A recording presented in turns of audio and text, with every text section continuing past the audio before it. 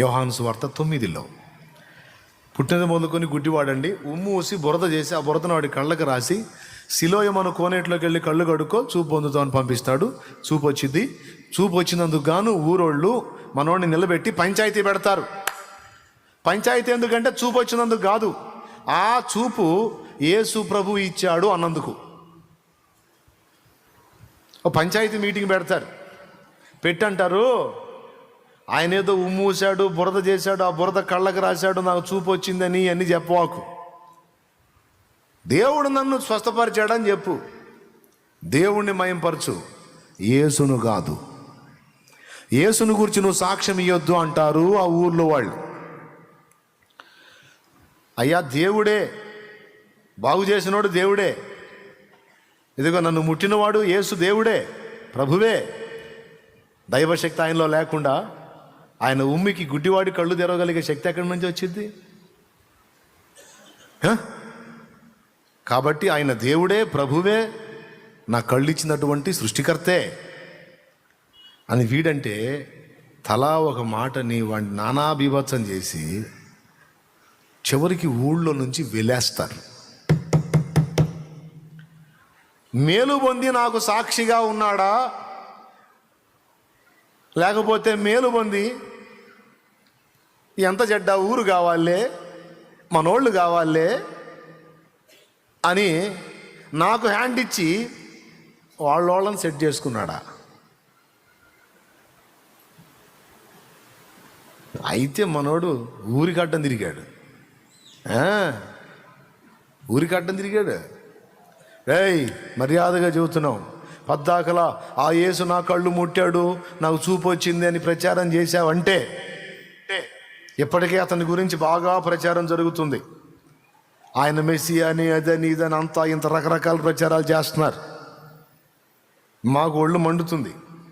ఇప్పుడు కొత్తగా నువ్వు ఒకటి తయారయ్యావు, అదేమంటే నా కళ్ళు బాగు చేశాడు అంటున్నావు.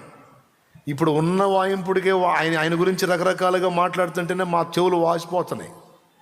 మళ్ళీ నువ్వు ఒకటిగా బయలుదేరి నాకు చూపించాడని బయలుదేరావు. ఇంకా ఎక్కువైపోయింది. మా వల్ల కాదురా, తట్టుకోలేము. కాబట్టి యేసు కావాలా, మేం కావాలా? యేసు కావాలా, ఊరు కావాలా? చెప్పు. నాకు యేసే కావాలా.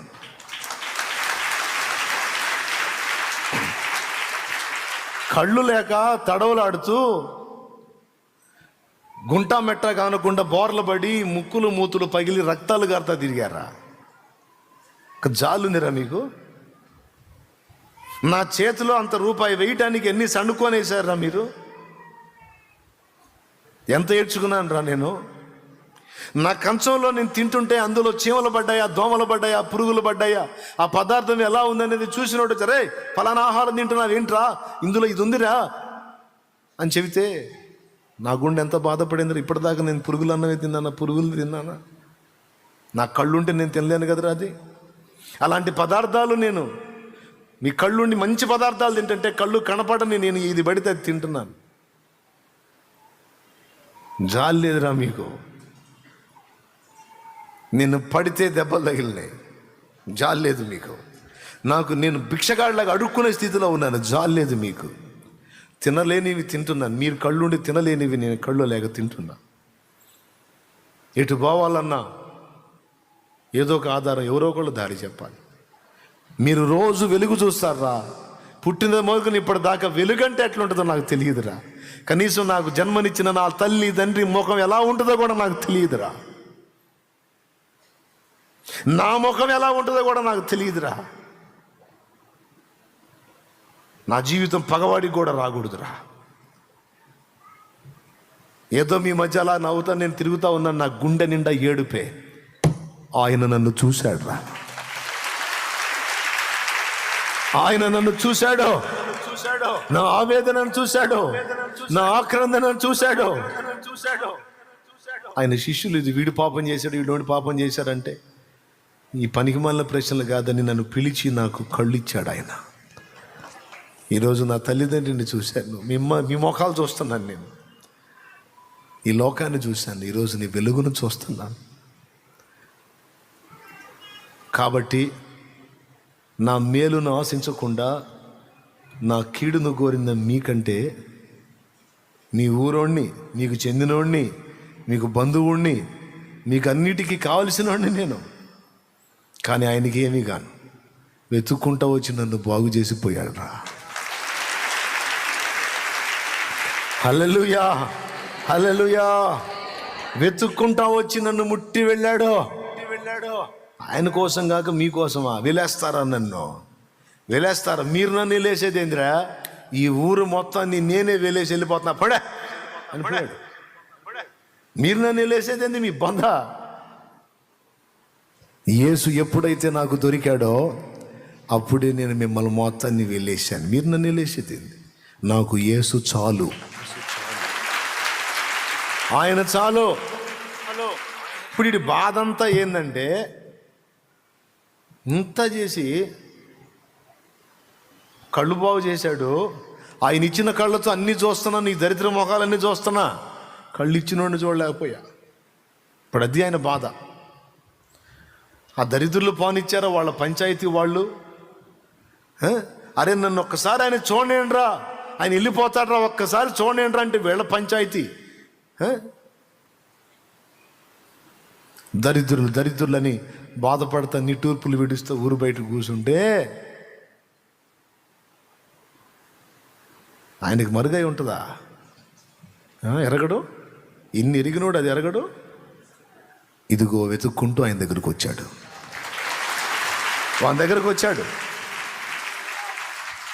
నీకు చూపించిన వాడిని నువ్వు ఎరుగుదువా అని అడుగుతాడు. ప్రభువా, ఆయన ఎవరో నాకు తెలిస్తే వెళ్ళి సాష్టాంగ పడుతుంది కదా. ఎక్కడ చూడనిచ్చారయ్యా దరిద్రులు? బాగుపడ్డాను, పంచాయతీ పెట్టారు. లైన్లోకి వచ్చాను, పంచాయతీ పెట్టారు. ఇప్పుడు నా కళ్ళు వచ్చిన ఆనందం కూడా లేదు. ఎందుకు లేదు? కళ్ళు ఇచ్చినోడిని చూడలేకపోయా కదా. నీ ఎదుట నిలిచిన వాడు ఆయనే అన్నాడు. నీ ఎదుట నిలిచిన వాడు ఆయనే. నీకెవరు చూపించారో ఆయనే ఇప్పుడు నీ ముందు నిలబడ్డాడంటే ఆ మాంసం వెళ్ళి ఆయన పాదాల మీద పడి గడుస్తా. చూసారా? వెతుక్కున్నాడు. బాగుపడ్డాడు, ఊళ్ళో కలిసిపోయాడా? నా కోసం ప్రత్యేకించబడ్డాడా? బాగుపడ్డాడు, ఊళ్ళో కలిశాడా? నా కోసం ధీటుగా నిలబడ్డాడా? వీడి కృతజ్ఞత ఎంత అని చూశాడు. వాడు 100కు 100 మార్కులు తెచ్చుకున్నాడు, పాస్ అయ్యాడు. కొంతమంది మనుషులకు భయపడి, కులానికి భయపడి, మతానికి భయపడి, దేవుని కార్యాలు చూస్తా కూడా తెగించలేక, క్రీస్తుకు సాక్షిగా ఉండలేక దాక్కుండిపోతారు. జనాలు కావాలి అని. జనాలు కావాలనుకుని దాక్కునోడికి జనమే. మీరు లేకపోయినా పర్వాలేదు, నాకు యేసు చాలు అన్నోడికి సాక్షాత్తు యేసే వస్తాడు. యేసే వచ్చాడు కూడా. దేవునికి స్తోత్రం కలుగును గాక. హల్లెలూయా.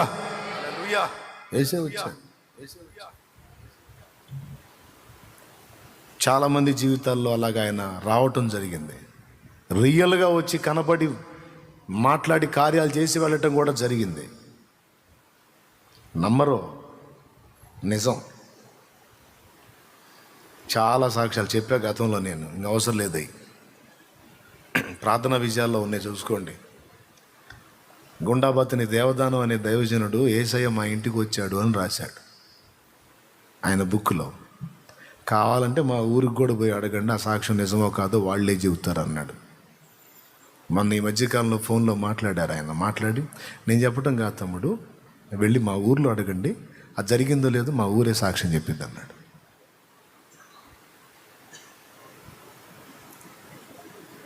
రియల్. వస్తాడు ఆయన. నేను కూడా ఆయన్ని ఎరుగుదును, అనుభవించాను, నాకు తెలుసు. కాబట్టి అదే వెతుక్కుంటాడు ఆయన. నిన్ను బ్లెస్ చేయటమే కాదు, ఆశీర్వదించటమే కాదు, ఆశీర్వదించబడ్డ నువ్వు ఇతరులకు ఆశీర్వాదకరంగా, దేవునికి మహిమకరంగా బ్రతుకుతున్నావా? లేకపోతే ఆశీర్వాదాన్ని పొంది విలాసవంతమైన జీవితంలోకి వెళ్ళిపోయి భోగలాలంలో మునిగిపోయావా? కృతజ్ఞత కలిగి ఉన్నావా? భ్రష్టు పట్టావా? వెతుక్కుంటాడు. నువ్వు దేవునికి కృతజ్ఞత చూపేవి లిస్టులో ఉండాలి. భళా, ఇంత మేలు చేశాను నీకు, ఎంత కృతజ్ఞత చూపించావు నా కుమారి అనాలా. ఇంత మేలు చేశాను నేను వాడికి, నా కుమారుడికి ఇంత మేలు చేశా, ఆ ఇంత మేలుకి ఎంత కృతజ్ఞత కలిగి ఉన్నాడు చూడు నా ఎడ్ల అని నిన్ను నన్ను చూసి ఆ కృతజ్ఞత బుద్ధిని బట్టి మెచ్చుకోవాలి. ఆయన మురిసిపోవాలి, ముచ్చట పడాలి. ఎంతమంది ఉన్నారు అలాగా? మనం ఎలాగున్నాం? అలానే ఉన్నామా, లేకపోతే నీవెందుకు ఇట్లా అయిపోయావు అనిపించుకునే స్థితిలో ఉన్నామా? మనం పరిశీలించుకోవాలి. అవసరమై తెగించాల్సి వస్తే తెగించాలి యేసు కోసం. దేవునికి మహిమ.